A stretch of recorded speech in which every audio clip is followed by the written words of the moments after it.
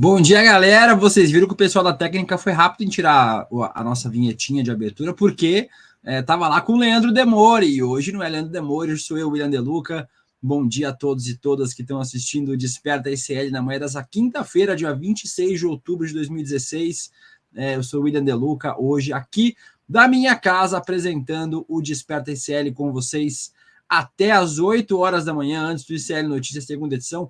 Quem acompanha o ICL há muito tempo sabe que eu participava só 15 minutinhos por dia, todos os dias da primeira edição, e sempre da minha casa. Então esse é o cenário que vocês já viam todos os dias quando eu entrava aqui de casa para fazer a minha participação menorzinha no ICL Notícias, primeira edição todos os dias. E esse é o meu cenário de hoje aqui também para conversar com vocês. Já aproveitar para dar bom dia para todos vocês que estão assistindo aqui o programa, a Duda Santos, de Duca de Caxias, a Etelvina Costa, de Santa Rita do Oeste, São Paulo, a Sivonei Dias, de Feira de Santana da Bahia, Nelson Xavier, Romualdo Lopes Sobrinho, quem mais aqui? Maria Beatriz Coelho, o Danilo Gaeta, bom dia para o Deluca, vai para cima Palmeiras. Eu não ia falar de futebol, foi o Danilo que falou da vitória do Palmeiras ontem sobre o São Paulo por 5-0. Midley Robin notando no meu Funko do Hannibal Lecter aqui atrás. Vocês são muito atentos, gente, em notar todos os detalhes do meu cenário. O Eli Anderson falou, estava na hora de uma vinheta personalizada. Tem, pior que tem, mas o pessoal da técnica errou hoje aqui no Desperta ICL. Não posso confundir os programas, gente, isso não é o rolê. Fátima Silva, Juliano Charman, Rose Macedo, Max, todo mundo que está assistindo aqui. A gente está ao vivo agora, são 7 horas e 4 minutos. Vamos ficar juntos até as 8 horas da manhã hoje, falando sobre as principais notícias do dia. Vou adiantar para vocês os temas que a gente vai conversar. Já já eu mostro para vocês efetivamente, a gente começa a falar sobre os temas. Vou adiantar os temas, vamos falar sobre as armas desviadas, roubadas do Exército, toda a apuração até agora que a gente tem sobre essas armas. Vamos falar sobre a mudança da presidência na Caixa Econômica Federal. O presidente Lula ontem oficializou, perdeu a queda de braço com o Centrão e derrubou a Maria Rita Serrano, então presidenta da Caixa, e agora a gente tem um presidente indicado por Arthur Lira na presidência da Caixa. O Lira consegue mais poder e mais espaço no governo federal. Vamos falar também sobre o massacre nos Estados Unidos. Ontem um atirador abriu fogo contra centenas de pessoas no Maine, uma cidade pequena do Maine, que também é um estado pequeno americano, pelo menos 22 pessoas mortas até agora e mais de 60 pessoas feridas. E o pior, o atirador continua em liberdade, continua andando por aí, lá nas ruas do Maine, nos Estados Unidos. Vamos falar sobre as votações importantes no Congresso ontem. A gente teve a aprovação da renovação da desoneração da folha de pagamento para 17 setores ontem à noite na Câmara dos Deputados, no Senado Federal, e a Câmara dos Deputados aprovou a taxação dos super ricos. Os fundos de alta renda no exterior também também serão taxados. O texto agora vai para o Senado.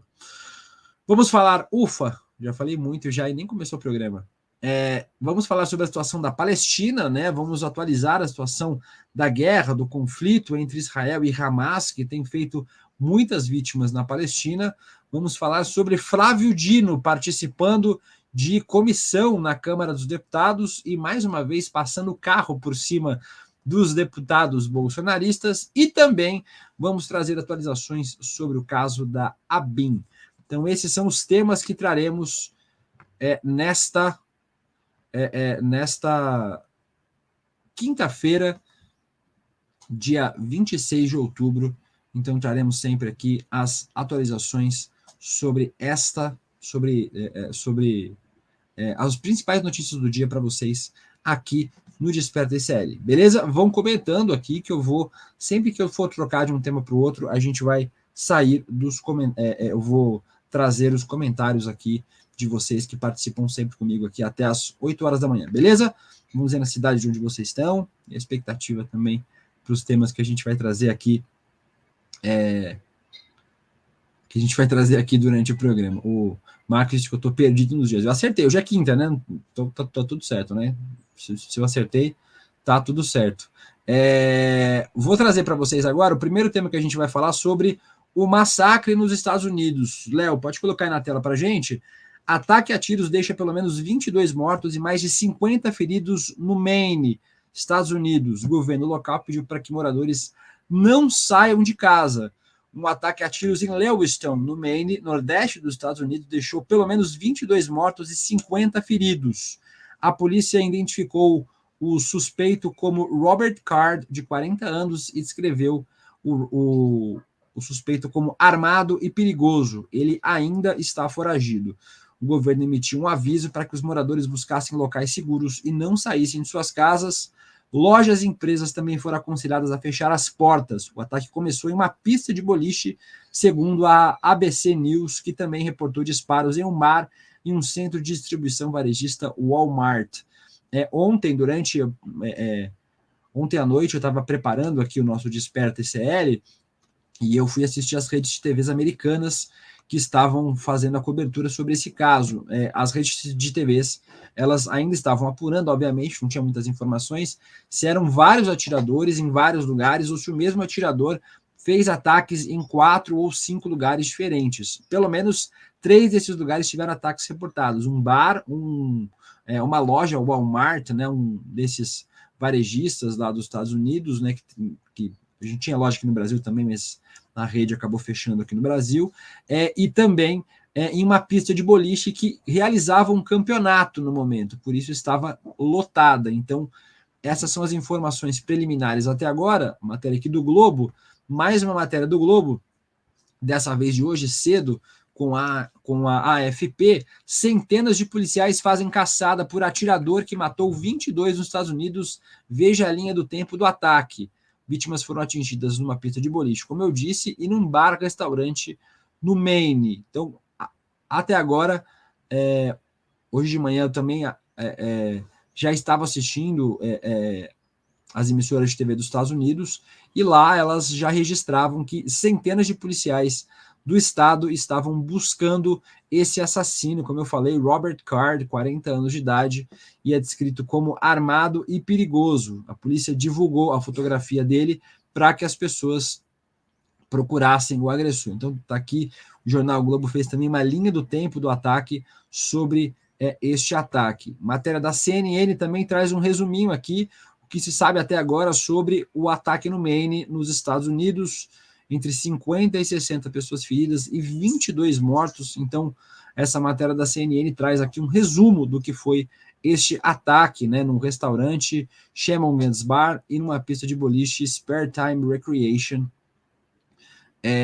Até 60 pessoas feridas e, a princípio, Robert Card. Então, está aqui a matéria da CNN também falando sobre isso. O presidente Biden foi informado, a governadora do Maine falou sobre a situação e sobre a caçada ao atirador. Pode tirar da tela, Léo? Pode me deixar na tela toda? E é isso que a gente sempre diz, né, gente? Mais armas não produzem outro resultado além de mais massacres. Os Estados Unidos têm uma tradição em massacres, em especial massacres em escolas e shopping centers, né? E o Brasil tem importado esse modelo de armamentismo com o bolsonarista, agora com o presidente Lula.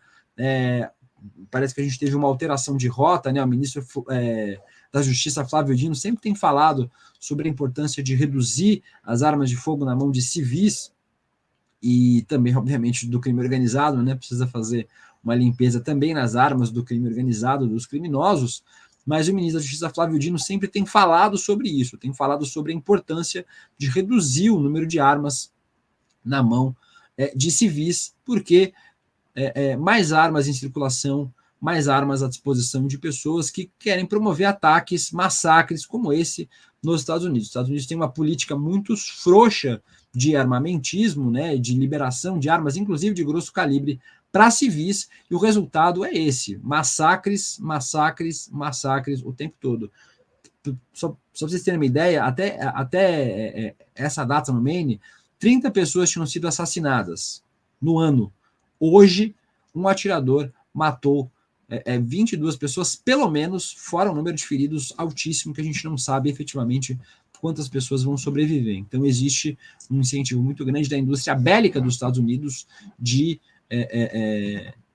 aumentar o número de armas de fogo em todo o mundo, inclusive no Brasil. Por sorte, tivemos uma mudança de rota e a gente não tem hoje mais um governo que incentive esse tipo de política armamentista. Vamos também trazendo atualizações, provavelmente no N1. Hoje não farei o ICL Notícias primeira edição, hoje será Vivian Mesquita, Rodrigo Viana e convidados, mas certamente no nosso N1, no nosso noticiário e também no nosso N2, às 6 horas da tarde, com a Gabriela Varela, com o Chico Saia, com o Chico Pinheiro, mais atualizações sobre esse massacre nos Estados Unidos. Beleza? Vou trazer outro tema, agradecendo os comentários de vocês que estão aqui. A Tônia Rebouças diz: está aí o resultado dos Estados Unidos incentivar o uso de armas e os capachos deles por aqui também incentivar e fazer lobby para enriquecer fabricantes. É isso mesmo, Tônia. A receita é essa mesma. E o Brasil parece copiar essa receita. A Carolina Virgílio, o De Luca não para. Abraços da Itália. Abraços, Carolina. Aqui é pau para toda obra, Carolina. Tem que fazer desperta, faz o N1 todos os dias, faz o rolê ICL a partir das 5 horas da tarde todos os dias. A gente está aqui, a gente é ICL 24 horas por dia. Então, estou aqui para trazer para vocês informação e aqui para trazer bastante informação para a gente começar o dia sabendo os principais fatos desta quinta-feira, dia 26 de outubro. O outro rapaz lá falou que eu estava confundindo a data, eu estou achando que eu estou falando errado, mas é quinta-feira mesmo. Ainda falando sobre armas, pode colocar aí na tela para a gente, Léo. Hoje é o Léo que me acompanha aqui, viu, gente? O Léo está fazendo o meu acompanhamento aqui, é o meu Louro José. Não vou pedir para o Léo aparecer na tela, como o Pedro Falcão aparece durante o programa para o Leandro Demore, mas o Léo está aqui comigo hoje, me acompanhando. Pode mandar um beijinho para o Léo aí nos comentários do nosso Desperta ICL. Tá na tela, Léo? Então vamos lá. São Paulo, matéria do G1, Kleber Tomás, Bruno Tavares, do G1 e da TV Globo. Furto de armas do Exército, investigação indica que que militares desligaram câmeras e usaram carro oficial de diretor do quartel. Esse roubo das armas de fogo, dessas metralhadoras, né? Foram 21 metralhadoras roubadas do quartel do Exército em Barueri, aqui na Grande São Paulo. Ainda as investigações avançam, a gente tem mais detalhes, e essa matéria do G1, que não rodarei por motivos óbvios, traz mais informações aqui. Um cabo é suspeito de transportar as 21 metralhadoras furtadas do Arsenal de Guerra de São Paulo, em Barueri, na região metropolitana do estado. A reportagem do G1 apurou que o Exército investiga se ele usou um carro oficial do então diretor do quartel para retirar as armas do local e levá-las para fora, onde seriam negociadas com facções criminosas. Também é investigada a suspeita de crime, que o crime possa ter ocorrido no feriado da Independência, em 7 de setembro, quando a energia foi cortada intencionalmente, causando um apagão das câmeras de segurança da instalação militar. Então, tá aí essa cobertura do G1 sobre essa apuração do G1 sobre o roubo dessas metralhadoras, né? Algumas delas com capacidade de derrubar avião, metralhador .50. O G1 faz essa apuração de que os peritos do Exército encontraram impressões digitais de militares do quartel em quadros de energia e na sala de armas. Então, vocês estão vendo as fotos aqui das metralhadoras apreendidas no Rio de Janeiro.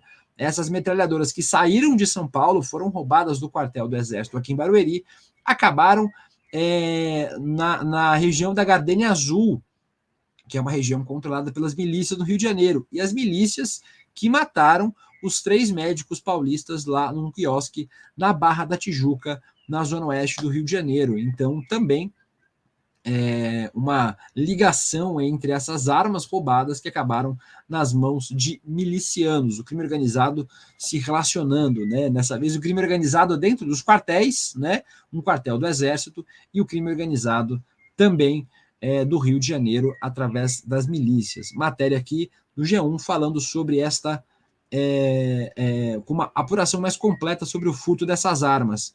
E o nosso querido Guilherme e o nosso querido Paulo Capelli, lá do portal Metrópolis, também traz informações aqui.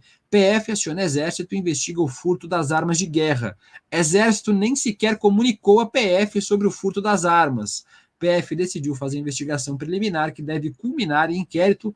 Matéria do Paulo Capelli postada ontem à noite diz que a PF abriu uma investigação preliminar sobre o roubo dessas armas do Arsenal de Guerra de São Paulo, depois que o Exército nem sequer acionou a polícia para comunicar o ocorrido. A polícia, gente, o Exército não fez um boletim de ocorrência falando, olha, as armas foram roubadas. Então, o Exército resolveu apurar por conta própria. A gente sabe como é que o Exército apura as coisas por conta própria, né? A gente sabe o risco de que ninguém seja punido é muito grande neste caso. Segue aqui o Paulo Capelli. A Superintendência da PF em São Paulo já enviou ofícios ao Exército solicitando informações sobre o roubo. O procedimento em curso é chamado de notícia, crime e investigação, etapa que antecede a abertura de um inquérito policial. Para que o inquérito seja instaurado, são necessários 2 pré-requisitos: a existência do crime e a atribuição da PF para investigá-lo. Então está aqui a apuração do Paulo Capelli. Pode me tirar da tela, Léo, para a gente voltar aqui para nossa janelinha. Vocês aqui participando e comentando sobre esse roubo de armas, né? A gente fala, a Vânia Nascimento diz, agora que viu Deluca, voz parecida com Demore, cadê? Voz parecida com Demore porque eu só fico escutando, arrumando meu neto para ir para a escola. Tem muita gente que confunde nossa voz. Às vezes, Vânia, eu mesmo confundo minha voz com a voz do Demore quando eu estou ouvindo ele no programa. O que nos diferencia mais é o sotaque, né? O Demore tem um sotaque gaúcho, catarinense, do sul do Brasil, e apesar de eu ter sido criado também em Santa Catarina, assim como o Demore, que também ele é catarinense, eu sou paulista, mas fui criado em Santa Catarina, assim como o Demore, ele tem um sotaque gaúcho, eu tenho um sotaque mais paulista, mais paulistano, já que eu voltei para São Paulo tem bastante tempo. Mas eu também confundo, viu, Vânia? De vez em quando eu ouço e falo, o que eu tô falando aí? Na verdade, é o Leandro Demore, e não eu. Mas é isso aí. Aqui. Eduardo Oliveira, Volney Lima, Roseli Cunha. A Roseli falou o sotaque e a tosse. O pior, Roseli, é que eu também tosso bastante, viu? Que eu tenho muitos problemas de rinite alérgica e aqui em São Paulo o tempo acaba prejudicando a gente. Vamos lá, vamos para o próximo tema. Vou abrir aqui a janelinha, o Léo vai colocar para a gente aqui na tela. Vamos falar sobre outro tema agora, sobre os... Não é esse aqui não. Aqui agora sim. Sobre o Centrão. Matéria do UOL, assinada por Lucas Borges Teixeira e Gabriela Vinhal e Carolina Rodrigues do UOL. Lula demite presidente da Caixa após pressão do Centrão e nomeia economista. O presidente Lula demitiu hoje a presidente da Caixa, Maria Rita Serrano, como parte de um acordo com o presidente da Câmara, deputado Arthur Lira, e o Centrão. Os dois se reuniram na tarde de ontem, né, na tarde de quarta-feira. Segundo a SECOM, Lula agradeceu o trabalho de Maria Rita no cargo e o exercício das funções. O indicado é o novo presidente da Caixa, que já tomou posse ontem, o presidente, já foi diretor-presidente da FUNCEF, o Fundo de Pensão da Caixa, e integrou a Secretaria Executiva do Ministério da Integração Nacional quando o PP comandava a pasta em 2012. Então, o novo presidente da Caixa, Carlos Antônio Vieira Fernandes, que assume o cargo a partir de hoje. O cargo é a última parte do combinado entre o governo e partidos do Centrão no esforço de aumentar apoio no Congresso. Em setembro, o Lula já havia entregado outros ministérios, né, os ministérios dos esportes e portos e aeroportos para PP e republicanos. Então está aqui o registro sobre a Maria Rita Serrano deixando a presidência da Caixa. A Maria Rita Serrano, ela já sofria críticas à frente da presidência da Caixa por conta da sua gestão, críticas inclusive de parte dos funcionários da Caixa. Porém, manter a Maria Rita Serrano seria certamente melhor para a Caixa Econômica do que entregar para um economista ligado ao Centrão, ligado ao Arthur Lira. A gente sabe, a gente compreende, eu sempre falo, né, quando eu participo tanto do ICL Notícias primeira edição, quanto aqui do Desperta, eu sempre falo para vocês que a gente entende que o governo é um governo de coalizão, um governo de junção de pensamentos políticos, de alinhamentos políticos distintos, mas a gente sabe que a Caixa Econômica Federal, em especial, tem um papel fundamental no fomento de políticas públicas para habitação, para crédito, para pequeno empresário, para microempresário. Então a gente sabe que os interesses do Centrão são distintos dos interesses da população brasileira, do povo brasileiro e do projeto eleito com o presidente Lula. A gente precisa lembrar que no ano passado o ex-presidente Jair Bolsonaro usou a Caixa Econômica Federal para oferecer crédito com uma oferta bizarra de crédito nos dias anteriores às eleições. E aí depois cortou esse crédito consignado, deixou milhares de brasileiros com dívidas, né, por conta de oferecer crédito sem nenhuma responsabilidade. E aí a Caixa tomou um calote gigantesco, inclusive, esse ano, por conta dessa política de Jair Bolsonaro.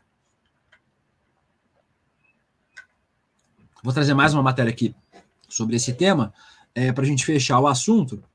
São 7 horas e 23 minutos, a gente tem mais uma pauta ainda para atravessar até as 8 horas da manhã, quando começa o ICL Notícias, primeira edição. Matéria do Globo: troca no comando da Caixa. Quem é Carlos Antônio Vieira Fernandes, indicado por Lira ao cargo? Vocês estão vendo aí a fotinho do Carlos Fernandes. Este é o novo presidente da Caixa Econômica, né? A troca no comando, aqui, a matéria sem assinatura do Globo, diz que o Lula demitiu a presidenta da Caixa e, no lugar, assume Carlos Antônio Fernandes, indicado por Arthur Lira. O Carlos Antônio, como eu falei, já foi presidente da FUNCEF, o Fundo de Pensão, é conterrâneo e aliado do líder da maioria do governo na Câmara, Aguinaldo Ribeiro, do PP da Paraíba, já trabalhou como secretário executivo quando o parlamentar era ministro das cidades no governo Dilma, né? Lembrando que o Aguinaldo Ribeiro, do PP, já foi ministro das cidades do governo Dilma. Além disso, Vieira já foi secretário executivo de Gilberto Occhi, ligado ao PP, no Ministério da Integração Nacional. A batida do martelo aconteceu nessa semana, quando o presidente Lula retomou suas atividades. Lembrando que havia uma especulação que o próprio Gilberto Occhi iria assumir a presidência da Caixa, mas não, quem assumiu foi o seu então secretário executivo do Gilberto Occhi, que é ligado ao PP. De acordo com integrantes do PP, o nome do Vieira foi levado ao governo pouco antes do Lira iniciar uma viagem para a Índia e para a China. O Lira voltou para cá e aí retomou a movimentação para troca de cargos. Porém, contudo, entretanto, a gente não sabe até que ponto o apoio do Centrão, né, ao governo Lula é um apoio de confiança, quanto pode se confiar no Arthur Lira e no Centrão para entregar os votos necessários para que as votações de interesse do governo sejam aprovadas. Já falamos aqui longamente, vou deixar aqui a manchete da troca do presidente da Caixa para vocês.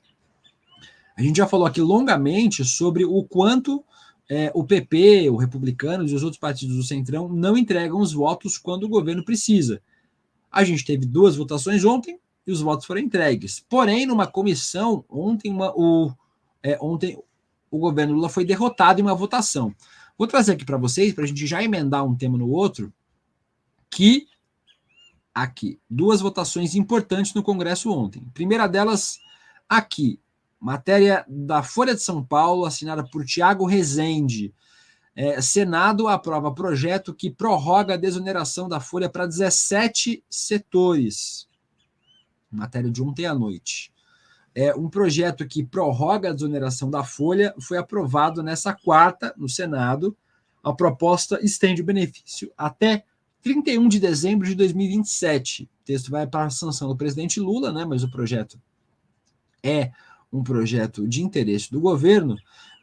O relator do projeto, o senador Ângelo Coronel, fez ajustes pontuais e o projeto foi aprovado na terça-feira na Comissão de Assuntos Econômicos e ontem no plenário da Câmara dos Deputados. O Senado reduziu de 2% para 1% a alíquota de empresa de transporte rodoviário de passageiros, Isso representa um corte no valor de tributos pagos pelo setor. Ainda não tem um cálculo sobre o tamanho desse impacto. A desoneração na folha foi criada no governo da presidenta Dilma Rousseff, em 2011, e foi sendo prorrogada, agora até 2027. Então, a medida permite que setores desonerados paguem alíquotas de 1 a 4,5% sobre a receita bruta, ao invés de 20% na contribuição sobre a folha de salários para a Previdência Social e outras.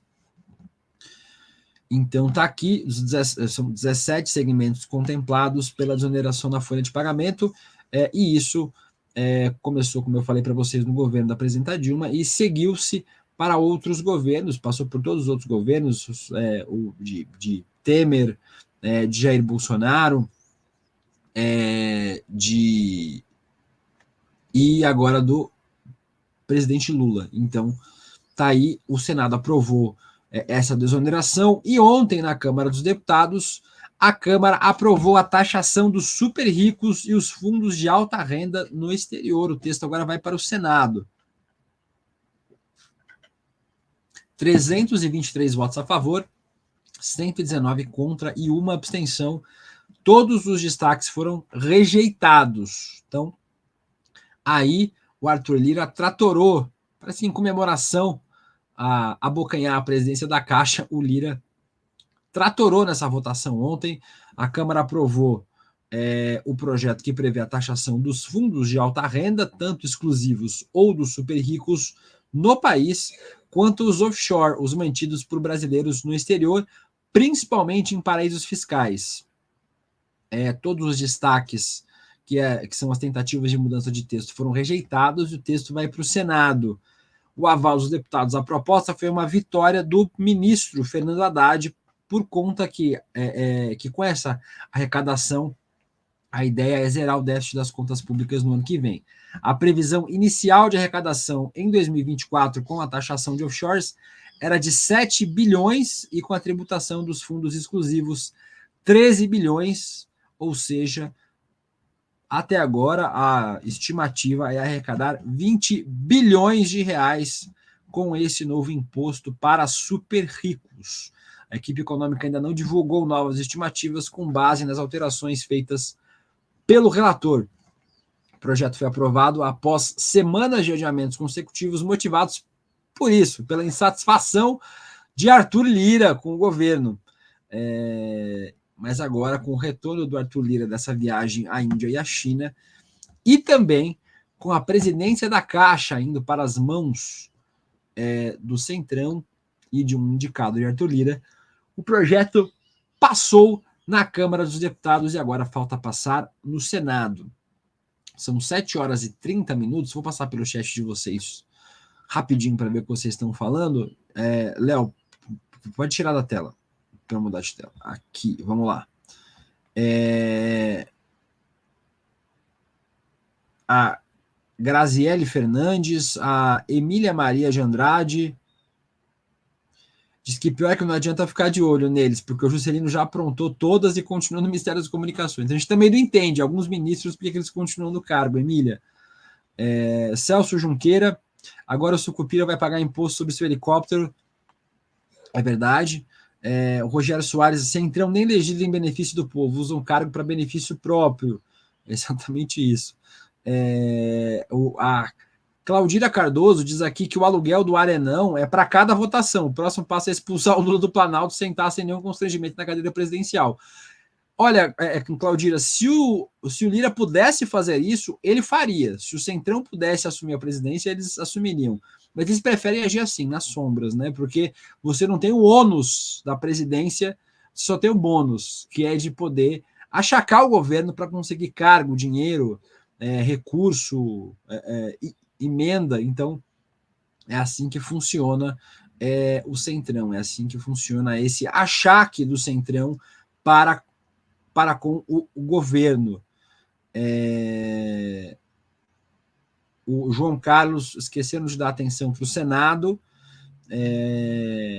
O Rafa Matos diz: Lira tem que ser preso hoje, não dá, o cara é nojento demais. É mais fácil amanhã o sol nascer quadrado do que o Arthur Lira ser preso, Rafa Matos. Não tenha essa esperança, não. E é isso. A população está muito acomodada. É preciso ir para as ruas urgentes, diz a Leila Miriam aqui no nosso comentário. Continuam comentando. Aproveitem agora que são 7 horas e 32 minutos. Deixem o comentário de vocês, curtam o vídeo, compartilhem o vídeo se vocês estão assistindo o vídeo nos canais Eduardo Moreira, no canal do ICL Notícias. E se você está vendo pela TVT, um beijo para você, um abraço para você que está vendo pela TVT, pela Rádio Brasil Atual. É um prazer ter vocês aqui também nessa nossa rede de notícias, trazendo as principais notícias do dia. Para você que não está vendo, que está só na Rádio Brasil Atual, sou o William De Luca e estou aqui hoje no lugar de Leandro Demore, no Desperta ICL. Beleza? Vamos para o próximo tema, Léo. Vamos compartilhar aqui o próximo tema, que eu vou trazer aqui para vocês, continuando falando sobre o Congresso Federal. Senado rejeita indicado por Lula para a Defensoria Pública da União. Falei de 2 vitórias, né? Agora falo de uma derrota. Uma derrota do governo Lula, dessa vez em uma votação no Senado. Tá aqui, o Senado rejeitou, o plenário do Senado rejeitou a indicação do Lula para a Defensoria Pública da União. 38 votos contrários, 35 favoráveis e uma abstenção. O tipo de votação para esse caso é secreto, então não dá para saber quem votou contra e quem votou a favor. O Lula indicou Igor Roberto Albuquerque Roque no início do ano, substituindo Daniel Macedo, que tinha sido indicado por Jair Bolsonaro. Ele chegou a ser sabatinado, teve aprovação indicada pela CCJ da Câmara do Senado Federal, sob relatoria do Humberto Costa, senador do PT do Pernambuco, mas o nome dele passou a ser criticado após a DPU, né, a Defensoria Pública da União, em agosto, promover um seminário sobre aborto legal. Depois das críticas dos grupos conservadores, esse evento foi cancelado e também foi cancelado o próprio Igor, né? O próprio Igor Roque, que seria o defensor público da União, teve sua nomeação cancelada. Ontem os grupos conservadores passaram um dia comemorando essa derrota do governo Lula no Senado e essa rejeição da indicação do Igor Roque para a Defensoria Pública da União. Agora o governo terá que indicar outro nome que também terá que ser sabatinado, também terá que ser aprovado pela Comissão de Constituição e Justiça do Senado, e aí sim aprovado e indicado para o cargo. Se houve uma derrota, 2 vitórias, mais uma outra vitória no próprio Senado para o governo Lula. A aprovação do Lula, dos indicados do Lula ao STJ ontem foram aprovados, né? Se o nome da DPU não foi aprovado por conta dos conservadores, né? Aí, assim, a gente precisa lembrar que existe um empecilho grande. Ainda que o Centrão entregue votos ocasionalmente, né? Entregue os votos quando o governo precisa desses votos para algumas votações específicas, as pautas de costume continuam sendo indiscutíveis, né? O que eles chamam de pauta de costume, né? Para os conservadores, para a bancada da Bíblia, em especial na Câmara dos Deputados e no Senado, né? A queda do Igor Roque, né? Da sua não confirmação como o defensor público da União, né? Como quem ia controlar a Defensoria Pública, tem a ver com esse seminário que eu falei, seminário Aborto Legal. E aí, por isso, sua indicação foi rejeitada. Porém, o plenário do Senado aprovou os 3 indicados do Lula para o STJ ontem, na mesma sessão. Então, as vagas agora serão de Daniela Rodrigues Teixeira, indicada para a vaga da advocacia, antes ocupadas pelo ministro Félix Fischer, que se aposentou em 2022. Também José Afrânio Vilela, do Tribunal de Contas do TJ de Minas Gerais, também aprovado pela votação de 68 votos, vai substituir o ministro Jorge Mussi, aposentado em janeiro. E os parlamentares também aprovaram a indicação de Teodoro Silva Santos, do Tribunal de Justiça do Ceará, que vai substituir o ministro Paulo de Tarso Sanseverino, que morreu em abril. Os nomes foram aprovados pela Comissão de Justiça mais cedo, né? E aí agora foram aprovados ontem à noite pelo plenário do Senado Federal. Então, os 3 novos nomes, aqui a matéria do Metrópolis, assinado pela Maria Aquino e pela Rebeca Borges, os novos 3 nomes do STJ, a Daniela Rodrigues Teixeira, José Afrânio Vilela e Teodoro Silva Santos são os nomes do governo para o STJ. Então, com isso, fechamos aqui o tema do Congresso, os bastidores do Congresso, as aprovações, em especial as movimentações causadas por conta da mudança na Caixa Econômica Federal, né? O Lira conseguiu abocanhar a Caixa Econômica Federal, o Centrão agora detém o controle do PP. O PP detém o controle da Caixa Econômica Federal, o maior banco público do Brasil. Vamos ver onde é que isso vai parar, se isso vai refletir nos votos necessários para que o governo consiga as suas votações. Agradecendo, a gente está com quase 10 mil pessoas vendo aqui ao vivo, 7 horas e 38 minutos. Daqui a pouquinho, às 8 horas, lembrando, Vivian Mesquita, Rodrigo Viana e convidados no nosso ICL Notícias, primeira edição. Vamos para a Palestina, nós não fisicamente, né? Nossa Heloísa Vilela está lá, mas nós vamos tratar sobre os temas da guerra na Palestina. Não, antes da guerra, eu vou trazer outro tema só para fechar Congresso. Eu me contradisse agora. Vamos fechar o tema Congresso aqui e eu vou falar sobre o Flávio Dino. Eu vou mostrar uns vídeos para vocês do Flávio Dino participando de uma comissão ontem na Câmara dos Deputados. Mais uma matéria do Metrópolis, dessa vez da Letícia Costa. Dino sobre faltar a comissões da Câmara. A ausência é um direito. O ministro se recusou a comparecer em 2 audiências nas últimas 2 semanas, dizendo que havia grave ameaça à sua integridade física. Porém, ontem, o ministro compareceu à audiência da Comissão de Fiscalização Financeira e Controle da Câmara dos Deputados, ontem, né, na quarta-feira, e prestou esclarecimentos sobre 3 requerimentos de deputados bolsonaristas que chamaram Flávio Dino. O Dino ressaltou que não foi a Comissão de Segurança Pública e Combate ao Crime Organizado, atenderam recomendações da Polícia Militar e da Polícia Federal, da PF, que identificaram risco à segurança do ministro. Então, tá aí a participação do Dino, mas eu falei isso para trazer uns vídeos para vocês. Vou trazer aqui 3 vídeos do Twitter. O primeiro deles do Lázaro, que o Lázaro Rosa postou, do Dino dando uma lacradinha em cima do Nicolas Ferreira. Vamos ouvir. Tudo que está acontecendo hoje no Brasil com relação à segurança pública, é complicado dizer que o senhor tem feito um bom trabalho. Porque de 2 uma. Ou o senhor não tem culpa de nada, afinal de contas, ninguém que exerceria o teu papel daria conta de cuidar da segurança pública, e o senhor não tem culpa nenhuma. Ou o senhor não está tendo competência para tal, para exercer o Ministério da Justiça. Ele diz que não há combate ao crime organizado e usa números que eu não sei exatamente de onde ele tirou, é de uma realidade inexistente. Por exemplo, eu já informei que a taxa de homicídios no país é declinante. Ano passado, a Polícia Federal apreendeu bens no valor de 350 milhões de reais. Esse ano está chegando perto de 3 bilhões de reais. Isto é combater facção criminosa. Isto é combater a organização criminosa.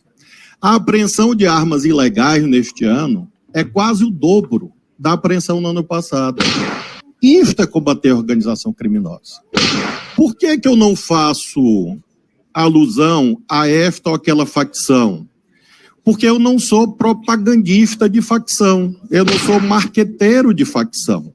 Eu sou o ministro da Justiça que coordena a política efetiva, real e diária de combate à facção. Se alguém fica repetindo o dia todo o nome de uma facção, e isto é científico, a única coisa que se faz é fortalecê-la. Tá aí o vídeo do Flávio Dino. Parece que essa galera tem síndrome de Estocolmo, né, gente? Eles, sempre que o Flávio Dino vai, e que outros, em especial o Flávio Dino, e também o nosso ministro dos Direitos Humanos, o Silvio Almeida, sempre que eles vão na Câmara dos Deputados no Senado, é sempre um enxovalho, assim, é sempre um atropelo, e parece que eles não aprendem. Vou mostrar mais 2 vídeos para a gente fechar esse tema do Flávio Dino, porque são vídeos divertidos de assistir. Esse aqui, o Guga Noblat, é um repost do Dino Debochado, do Flávio Dino respondendo ao deputado Marcon do Cidadania, do Solidariedade do Rio Grande do Sul, um deputado bolsonarista. Vamos ouvir outra catracada que os bolsonaristas tomaram do Dino. Em relação ao crime organizado no Rio de Janeiro, o senhor tem razão, é algo que vem de décadas, e um dos maiores erros políticos que houve no Rio de Janeiro foi o incentivo às milícias. As milícias foram incentivadas por políticos e protegidos por políticos. Eu nunca homenageei miliciano. Eu não sou amigo de miliciano, não sou vizinho de miliciano, não empreguei no meu gabinete filho de miliciano, esposa de miliciano, e, portanto, não tenho nenhuma relação com o crime organizado no Rio de Janeiro.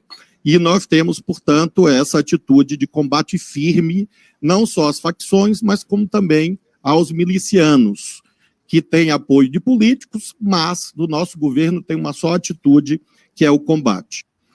Em relação ao crime organizado... O Flávio Dino está falando, gente, vocês aí no chat, falem para mim, de quem que o Dino estava falando sobre gente que tem vizinho miliciano, empregou miliciano, homenageou miliciano, eu não sei, de quem que o Flávio Dino está falando? Vocês respondam aí no chat. Eu não entendi. Ele estava falando de alguém especificamente, Flávio Dino? Se ele estava falando de alguém, diga aí no chat para a gente de quem que o Flávio Dino estava falando, porque não sei se era de alguém especificamente. E o último vídeo que a gente vai passar é a Carla Zambelli, na verdade, onde ela foi tema aqui do Rolê Sério, o nosso programa de infotenimento, que eu apresento todos os dias às 5 horas da tarde, e hoje estarei, inclusive, lá no nosso estúdio apresentando de novo às 5 horas da tarde, mas a Carla Zambelli, cuja os áudios, gravações dela e também as mensagens de texto foram vazadas ontem, mostrando que a Zambelli, na terça-feira,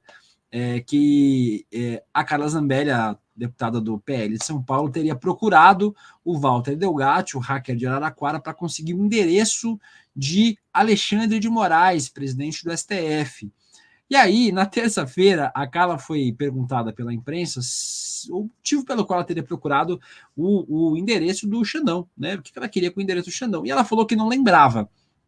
E aí, ontem, a Carla Zambelli disse para a imprensa, gente, não é mentira. Tanto que a gente teve que buscar memes para rir sobre esse momento.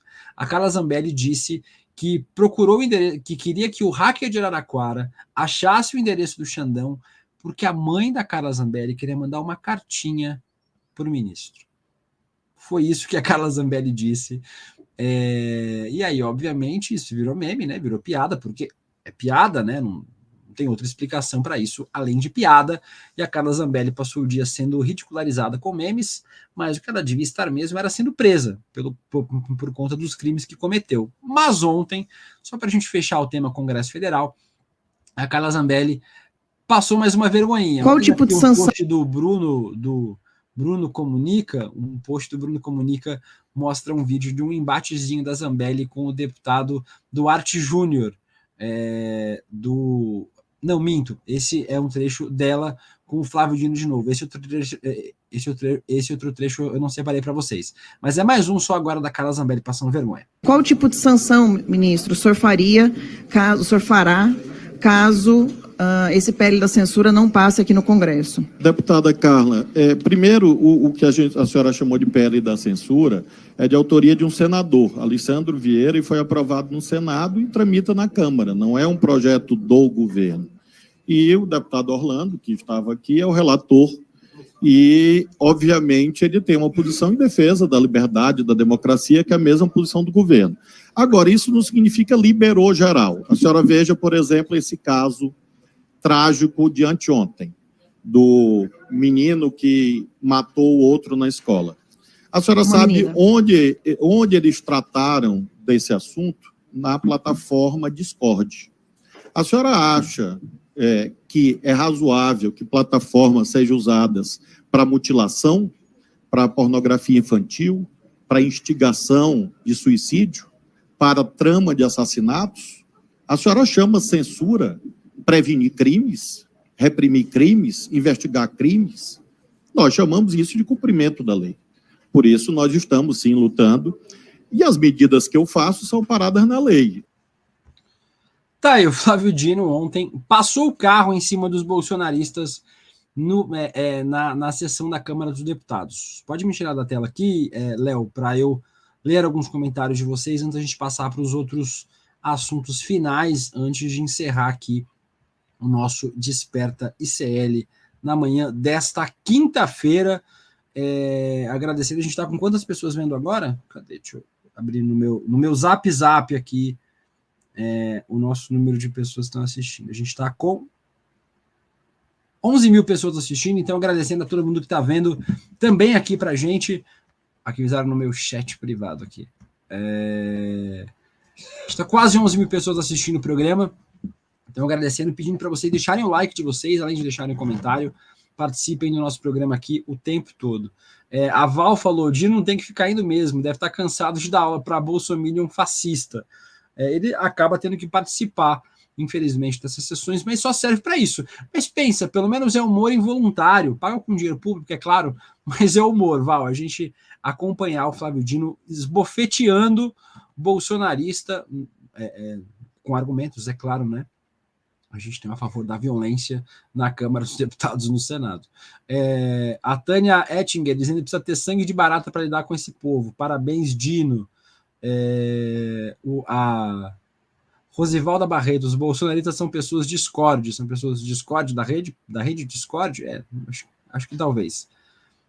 A Nayade Bianchi. Hoje o áudio do William está bom. Da última vez estava sofrível aqui, ó. Tô com o microfoninho esquema hoje, né? Agora, eu raramente faço mais de casa do programa, né? Só quando a gente tem que fazer live. Mas agora, hoje, por motivos de força maior, estou fazendo o Desperta série daqui, mas aí estou com uma estruturinha melhor aqui. Só a minha câmera que deu problema, eu tive que pegar uma câmera reserva. Mas tudo bem, né? Não dá para ter tudo. Adriana Ruiz, Jaqueline Nascimento. A Jaqueline hoje não tem Delocando ICL. Claro que tem, Jaqueline. Primeiro, eu estou aqui, então já estamos no ICL. Estou aqui no Desperta ICL no lugar do Demore hoje e também vou voltar às 5 horas da tarde no Rolê ICL para a gente falar sobre o melhor e o pior das redes sociais, da internet, a partir das 5 horas da tarde, lá com nossa equipe maravilhosa, com a Ana Carolina, com o Guilherme Bessa, com o Igor Santana, com o Vitinho, com todo mundo da nossa equipe. Teve um destaque que eu perdi. Aqui, ó, a Penélope Maravilhas diz, só mudam as ministras mulheres. Quem está dizendo é você, viu, Penélope? Eu fiz essa análise nas redes sociais, mas é verdade, né? A gente só tem visto cair, coincidência talvez, as ministras mulheres. A presidenta da Caixa que caiu ontem, mulher. 7 horas e 51 minutos. Vamos para o nosso próximo tema aqui, falando sobre a guerra entre Israel e Hamas, né, que tem afetado drasticamente os palestinos nos últimos 19 dias de conflito desde que ele começou. ONU veta a resolução dos Estados Unidos e da Rússia para a guerra em Israel. Proposta norte-americana recebeu votos contrários da Rússia e China, que são integrantes permanentes, ou seja, tomaram o veto. Ontem à noite, o Conselho de Segurança da ONU rejeitou as resoluções dos Estados Unidos e da Rússia sobre a guerra entre Israel e Hamas nesta quarta-feira. A proposta norte-americana recebeu 10 votos a favor e 3 contrários e 2 abstenções e foi reprovada porque Rússia e China vetaram o texto. Os dois países são integrantes permanentes do órgão e têm poder de veto. A resolução da Rússia foi rejeitada por um integrante permanente do Conselho dos Estados Unidos, como sempre. Ao todo, 4 a favor, 2 contrários e 9 abstenções para o texto russo. Desculpa, gente. Vocês estavam reclamando da falta da tosse do Demore, tá? E ela de volta. Para ser aprovada, a proposta precisa de 9 dos 15 votos dos integrantes e não receber votos contrários dos 5 países que integram o órgão de forma permanente. A proposta dos norte-americanos pedia pausas humanitárias para a entrada de suprimentos em Gaza, e o texto falava também sobre o direito de autodefesa de Israel, sem mencionar um cessar-fogo. Depois da votação, a embaixadora dos Estados Unidos na ONU, Linda Thomas Greenfield, afirmou que a Rússia tem um comportamento cínico e irresponsável em relação ao conflito entre Israel e Hamas. O embaixador da China, o Zhang Yun, declarou que a proposta dos Estados Unidos ignorava as principais preocupações de todas as partes envolvidas e fez apenas alterações maquiadas no projeto. Está aqui a matéria do Poder 360 sem assinatura. Porém, temos mais repercussões diplomáticas. Na tentativa de driblar vetos, Brasil trabalha em 5ª resolução na ONU. O Brasil tem elaborado a matéria de ontem à noite, assinada pela Fernanda Perrin, de Washington, correspondente da Folha de São Paulo em Washington. O Brasil trabalha em uma nova resolução, a 5ª após o fracasso das outras 4, sobre o conflito entre Israel e o grupo terrorista Hamas, para ser apresentada no Conselho de Segurança das Nações Unidas. De acordo com o ministro das Relações Exteriores, o diplomata Mauro Vieira, o texto está sendo construído em conjunto com os outros 9 membros não permanentes do grupo na atual formação: Albânia, Equador, Gabão, Gana, Japão, Malta, Moçambique, Suíça e Emirados Árabes Unidos. O esforço por uma nova resolução acontece após um novo fracasso da instância na quarta-feira, como eu acabei de falar para vocês, rejeitando textos apresentados pelos Estados Unidos e pela Rússia. Então, não avançaram textos lá nas Nações Unidas, lá no Conselho de Segurança das Nações Unidas, sobre o conflito entre Israel e Hamas. A gente já falou longamente aqui sobre essas resoluções, elas esbarram normalmente nos Estados Unidos ou na Rússia e na China.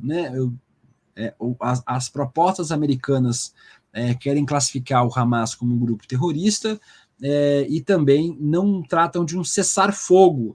E já as propostas da Rússia, a proposta feita pelo Brasil, normalmente não citam o direito de autodefesa de Israel no seu texto e, por isso, acabam sendo rejeitadas pelos Estados Unidos. Ainda sobre a guerra, faltando 5 minutinhos para terminar o programa, tenho mais 2 temas para trazer para vocês. Matéria do Antagonista: Israel se prepara para a incursão terrestre, diz Netanyahu. Em comunicado, o primeiro-ministro israelense afirmou que o momento da operação em resposta ao Hamas foi definido em decisão unânime com o gabinete de guerra. Então está aqui a matéria do Antagonista, citando que Netanyahu, o Benjamin Netanyahu, Bibi Netanyahu, afirmou ontem à noite que o exército de Israel se prepara para uma incursão terrestre, por terra, na faixa de Gaza. Abre aspas: estamos nos preparando para uma incursão terrestre, não vou especificar quando, como, quantos. Também não detalharei a gama de considerações, muitas das quais com o público não tem conhecimento. E é assim que deve ser. Esse é o caminho para protegermos a vida dos nossos soldados. E ele completou: o momento da operação foi determinado por unanimidade pelo gabinete de guerra e pelo chefe do Estado-Maior. E aqui a matéria da CNN neste complemento, falando que tanques de guerra de Israel entram na faixa de Gaza para ataque direcionado antes das próximas etapas. Matéria assinada por Amir Tal, da CNN em Jerusalém, diz que as tropas de Israel já entraram nessa quinta-feira.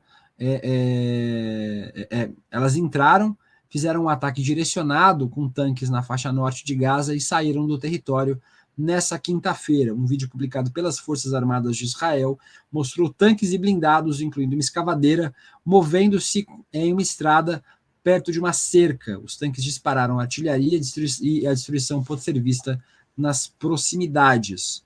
Então, houve já uma incursão por terra no norte da faixa de Gaza, com tanques e blindados israelenses, e depois disso eles deixaram já o território de Gaza, porém Israel prepara um ataque maior, né, um ataque massivo, dessa vez por terra na faixa de Gaza. 12 mil pessoas vendo o nosso programa aqui ao vivo, agradecendo a audiência de todos e todas vocês, tanto aqui pelos canais de Eduardo Moreira e também pelo canal do Instituto Conhecimento Liberta, do ICL Notícias, e também, obviamente, pela TVT, pela Rádio Brasil Atual, pela TV Quirimurê, por todo mundo que está acompanhando a gente da nossa rede de comunicação ICL, pela nossa rede de notícias do ICL. Daqui a pouquinho, 3 minutinhos, começa a ICL Notícias, primeira edição, com a Viviane Mesquita, com o nosso Rodrigo Viana. Hoje o Chico Sá vai estar lá, tinha um debate na redação se o Chico Sá estaria. Vocês me confirmem aqui no nosso Zap, quem vai estar lá hoje no ICL Notícias, primeira edição, junto com a Vivian e com o Rodrigo, e também os convidados para eu poder adiantar aqui no finzinho do nosso programa. Faltando 2 minutinhos, vou passar em 1 minuto rapidinho por uma última informação.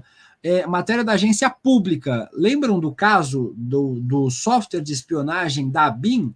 Pois é, teve um contrato também com o Ronaldo Caiado, com o governador de Goiás, e esse contrato previa 10 mil usos, 10 mil acessos. A empresa Cognite tinha um contrato também com o governo de Goiás. O uso do programa pela ABIN está sob investigação da Polícia Federal. O First Mile, o programa First Mile, ele permite acompanhar a movimentação de pessoas usando apenas o número do celular das pessoas. Várias pessoas foram monitoradas ilegalmente pelo governo de Jair Bolsonaro com este software, inclusive, né, que a gente sabe até agora, o jornalista Glenn Greenwald, o David Miranda, o ex-deputado que morreu nesse ano, e também outros jornalistas e políticos e opositores. Para fechar mesmo, faltando 1 minutinho, vou já encerrar, o nosso Guilherme Amado trouxe já mais uma apuração que a ABIN identificou metade dos alvos dos 1,8 mil monitoramentos feitos com esse software, com o First Mile. Então tá aqui a apuração do Amado, que vocês certamente vão acompanhar mais agora no ICL Notícias, primeira edição, que começa daqui 30 segundinhos. Estou fora da tela, pode me tirar da tela aqui, Léo. Então, obrigado ao Léo, que me acompanhou aqui nesse programa hoje. A gente está terminando eu ia falar Rolê ICL, o nosso Desperta ICL, desta quinta-feira, dia 26 de outubro de 2023. Vocês assistem agora ao ICL Notícias, primeira edição, com Vivian Mesquita, Rodrigo Viana e nosso grande elenco. Eu volto na sequência, a gente tem o Em Detalhes com a Gabriela Varela e depois o nosso programa de mercado e investimentos com a Débora Maganha e com o André Campedelli. Eu volto às 5 horas da tarde com o Rolê ICL, lá no nosso estúdio, com o melhor e o pior da internet. Obrigado para quem me acompanhou aqui, a gente se vê daqui a pouquinho. Fiquem com o ICL Notícias, primeira edição. Valeu! Olá, eu sou Lindener Pareto, historiador, professor aqui do Instituto Conhecimento Liberta, e faço um convite especialíssimo para vocês. Venham conhecer o curso Histórias da Rebeldia Brasileira, onde eu narro aqui a história de homens e mulheres que desafiaram as estruturas de poder em suas respectivas épocas, lutando pela liberdade e lutando, no fim das contas, por um Brasil mais justo. Venham acompanhar comigo a narrativa dos rebeldes e das rebeldas brasileiras. Venham então acompanhar Histórias da Rebeldia Brasileira e mais de 200 cursos livres aqui, só no Instituto Conhecimento Liberta. Olá pessoal, meu nome é Dênia, eu sou a professora do curso de Hatha Yoga e eu vim aqui para falar um pouquinho sobre o nosso curso, todos os benefícios da prática. Então a gente tem benefícios tanto no corpo físico, se você tem alguma dor, alguma doença, venha que você vai se sentir bem. O processo de transformação vai assim lentamente, mas vai aliviando as suas dores. Ou se você está passando por alguma dificuldade, né, mental, um trabalho mais do emocional, como ansiedade ou depressão, a prática alivia os sintomas. Então acessem aqui e participem do curso.